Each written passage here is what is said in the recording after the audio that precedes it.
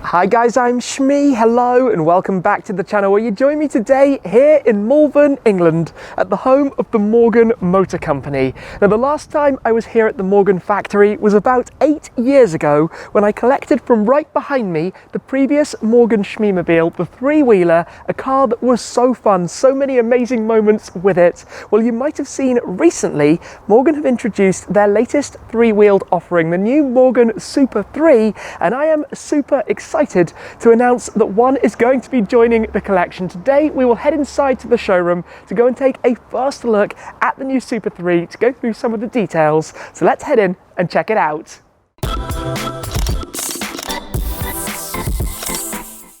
A lot has changed here since my last visit. In fact, this entire area has been totally remodeled, the front of the factory location. And in fact, Morgan was founded back in 1909. The factory buildings are over there behind us. The cars start at the top of the hill, they make their way down, and we're going to follow more of that journey with my Super 3. Now, I'm not sure how many of you will remember the journeys with the three-wheeler. It was so much fun, smiles, enjoyment, an exciting thing. A car that they launched a little over a decade ago. It's been followed up now, though, by the new Super 3, which we'll head in and take a look at in just a moment. Before we do though, we're surrounded by the more traditional and conventional four-wheeled Morgan models that are out here at the moment, but it is quite chilly, so let's head straight on inside then and go and take a look at the Super 3. Around this side is the Morgan Works showroom. We're spot inside the three-wheeler, similar of course to my previous car, although that is in the Golf livery. It actually launched just over a decade ago at the centenary of Morgan, and then also the Plus 4s, but over this side is what we've come to see, the new Super 3.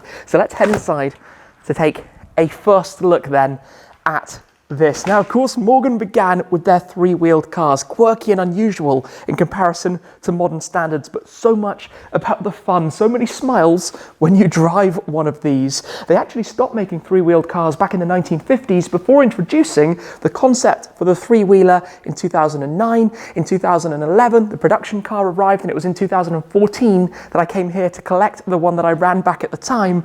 Now, of course, the Super 3 is here, and it is an all-new car. It has a monocoque, a new engine, new setup, new technology inside, new gadgets, gizmos, and things to make them more usable, to play with how customers of the three-wheeler have used their cars, and Morgan have introduced and integrated so many of those ideas into a car that is infinitely configurable. And we're going to be going through this journey, but I want to start with a bit of a walkthrough of this to answer some of the questions as well about why I'm choosing to go for a Morgan three-wheeler, or rather a Super 3 I should say now, a three-wheeled car from Morgan, and what's going to be happening down the line as well, because it's really quite exciting, the opportunities here at the factory and to be able to share this journey. So let's go through it in detail, the new Super 3. There are plenty of things to talk about with this car: the technology, the design, the cast parts, the fully superformed body, the integrated components in the wheels, but even the very cool start button that has a flip switch taken from a Eurofighter fighter jet. We're going to take a look at the interior in detail also,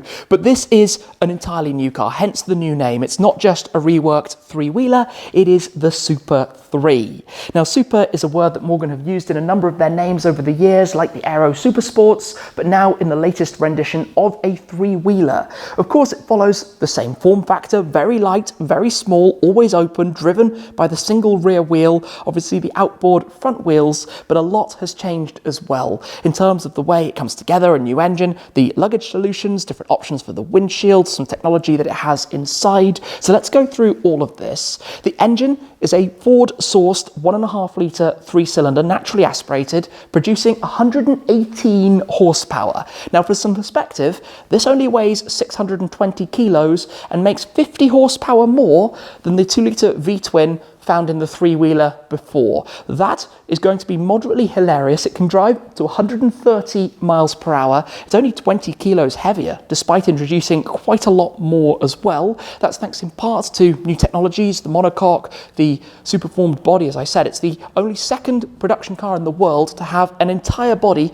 made from superform techniques. Out the front, you can see obviously a lot is open for the cooling. The weight sits behind the center line of the front axle. That's always been a big part of it. It's grown in width and length ever so slightly, sitting 100 millimeters wider, 120 millimeters longer. You've got the distinct round headlights up front. In fact, it looks like a traditional style of car, but it's brand new. And this is what makes it, from my experience, so fun to drive, because kids love it, older people love it. Everyone loves a Morgan three-wheeled vehicle like this. You can see just how open everything is with the pull-push rod suspension setup. You've got the brakes here inside the wheels, and the way that they've done that is actually pulling out the center of the wheel to be able to house everything as far away as possible, to give it the stability and to keep it as fun as possible.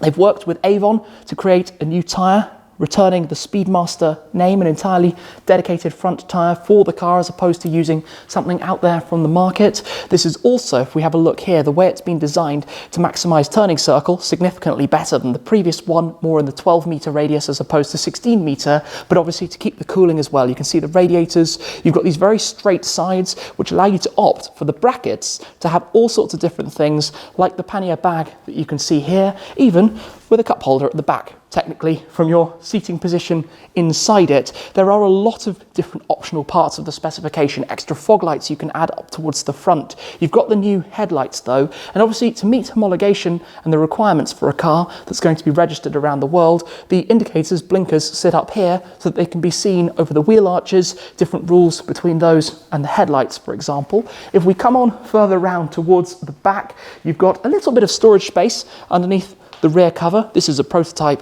of the Super 3, but you can see here you have that slash-cut tailpipe out towards the back. No doubt when that is about a metre behind your head when you're sat inside there, it's going to sound fantastic.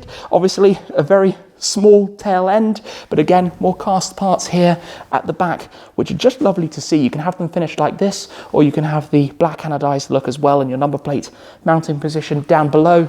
Tail lights sitting out towards the side, but there are many details to this. Inside, you can obviously see we've got the leather finish here. They've gone for digital displays for the dashboard. We'll take a run over those in a moment. We've got a Mazda sourced 5-speed gearbox, obviously with reverse, the handbrake sitting right alongside it. The seats are completely fixed. You adjust the pedal box, and you can also adjust the steering wheel towards away from you and up and down as well, so plenty of adjustability. Now in the case of this car, we've got the jet green paintwork, but we've also got the motorsport inspired yellow tinted windscreen. You can have the car with no windscreen, you can have the yellow one, you can have a clear one, you can have a much taller clear one as well, which gives you more options to be able to choose from depending how you want to experience the car. And there are different types of configuration, from touring specifications to contemporary specifications to this style of heritage specification in a very similar colour to British racing green. Obviously you've got the wheel covers, things that you require.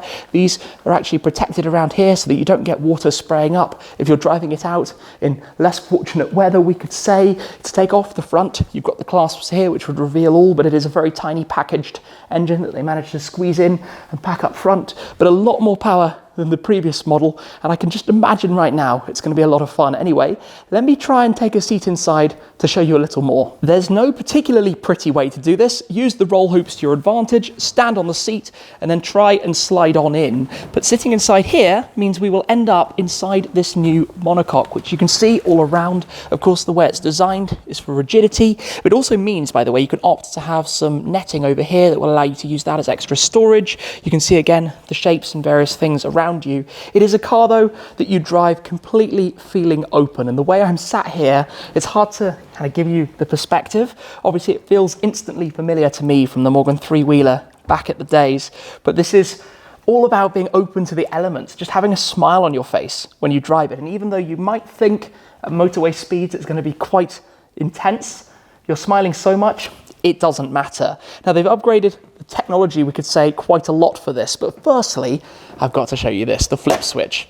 How cool is that to start it? We've got the key that goes in just here, and I'm going to wake up the displays so you can see those and watch it waking up. At first, having the digital displays on the right hand side, you have your speedometer. On the left side you've got the fuel gauge behind the trip there and your other warning lights and signs and things, and then you've got the various bits of switchgear here, which are all actually IP67 as well, so water resistant. Not a problem if you need to hose down the inside of the car. It's completely fine. It doesn't matter if it gets wet at all.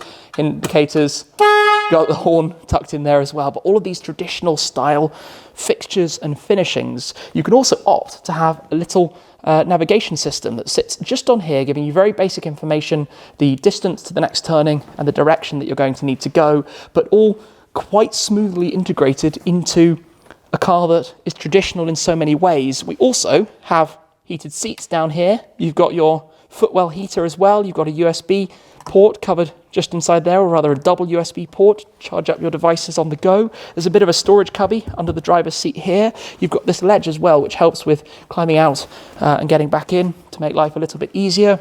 You've got the seat belts just to the center of you, the Morgan embroidery or embossing that you can have just in the center there as well, and it feels oh so cool to be in here. One thing that I find quite fun is that these brackets for the windshields, for luggage, whatever it might be, actually have the thread that you need for a camera mount, so you can just attach your action cameras to any one of these brackets all around. You've got the 6 on each side, the 4 across the windshield, and there's even one right behind you. That makes it super perfect for making videos of your adventures, of your journeys. There are various different steering wheel options as well. This is the larger 14-inch steering wheel. You can have the smaller 13-inch wheel, but thanks to having the option now to move it around a little bit, it's just going to make life a little bit easier for getting in and out than on the previous one, where on mine you had the quick release and you popped it off when you needed to get out of the car. But obviously it's a manual. It's about having fun, and no, there is no automatic option. It is fully manual. That's what it's all about. And just look at those sight lines effectively. If you're going at higher speed, you're going to duck down a little bit behind the windshields. If you're out on an open country road, I think it's all about enjoying what's around you. You can see the wheels outboard up front, but obviously it's tiny. It's a very small thing. It's all about just, I don't know, just having the most fun possible. And I have such fun memories of that period back in 2014 when I had the McLaren 12C, the Abarth convertible, and the 3-wheeler. That summer was one of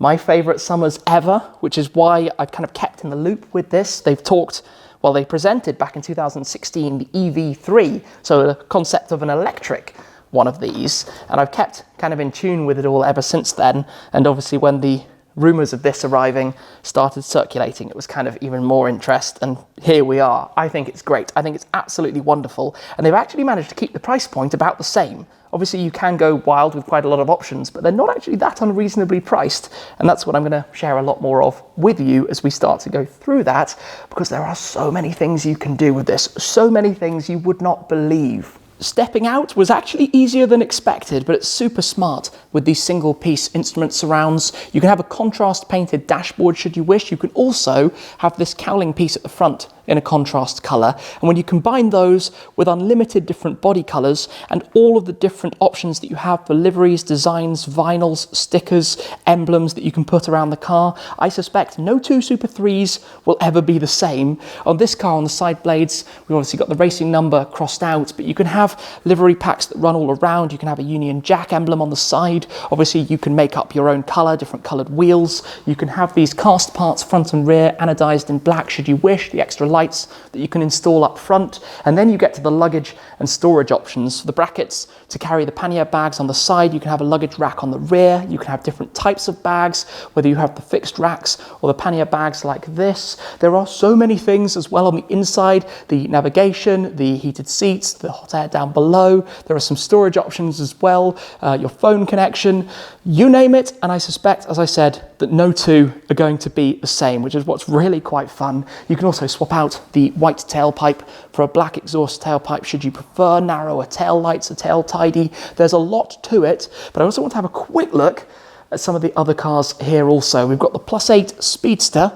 V8 up front, again completely open, sitting back towards the rear wheels. That must feel very cool to drive. And next to it, the super rare Plus 4 that was introduced to commemorate the 1962 win that Morgan had at the 24 Hours of Le Mans. There are only 62 of them. We've got the heritage livery in the dark green with the racing numbers, and the hardtop roof painted in the contrast cream as well. So two very special cars there. If we come up towards this end of the showroom, we've got a trio of the Plus 4s, plus we've also got the 3-wheeler.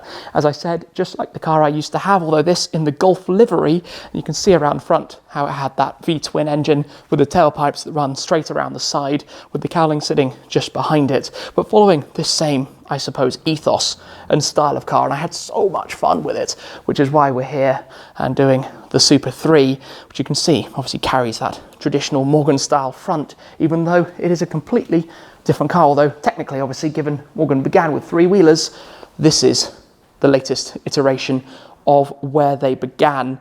And as I said, I had such a good time with the 3-wheeler, the whole Morgan family, the whole experience, the whole driving nature of it on its own, but in addition to that, what other people want to talk about with the car. It's such, I suppose, a conversation starter wherever you go. And I remember one time I was doing a road trip across the Eurotunnel and I bumped into the three-wheeler club heading off, and there were a line of them, and it was so fun to see how people do actually drive these, and they drive them far. There's such a good community around it. So any of you guys, I can't wait to be able to join some of that with the three-wheeler. And I mean, just get the car out there and drive it. I say car, it is a car, it's a three-wheeler, but it will be the only three-wheeler in the Shmeemobiles, that's for sure. And I can't wait to go through that whole spec process and to bring you along for that journey as well. The road to the Super 3, quite literally. And I'm hopefully going to try and create something that stands out as well. Maybe try and do some bespoke elements and see what's possible with the team here at the factory. But either way, how cool to come up and take a first look at the new Super 3. I came up wanting to check it obviously for myself and just have a further thought and sit in it, but instantly being seated in here, it's such an unusual thing. And it's the thrill of driving, right? It's the thrill of the adventure. It's the thrill and connection to Morgan's history, heritage, and what they're all about over 110 years of the company's amazing history. And actually, I remember the first time I really spent a lot of time around a Morgan was when Charles Morgan and his wife drove the three-wheeler on the Gumball 3000 in 2012. And watching them doing 3,000 miles in one of those was so special. That's where I suppose this journey really came together for me. And now here we are with one upcoming. I cannot wait to get behind the wheel and experience what it's like to drive. For even more technical information with the designer of the car as well, check out the Carfection video with Henry Catchpole. That is a brilliant video to run through it all. But as you can tell, I'm quite excited about this one and I can't wait to share more with you. So thank you very much for watching. I appreciate your support as always, guys. Thank you to the team here at Morgan. I'm looking forward to this one. But that's it for now, and I'll see you again very soon. Cheers.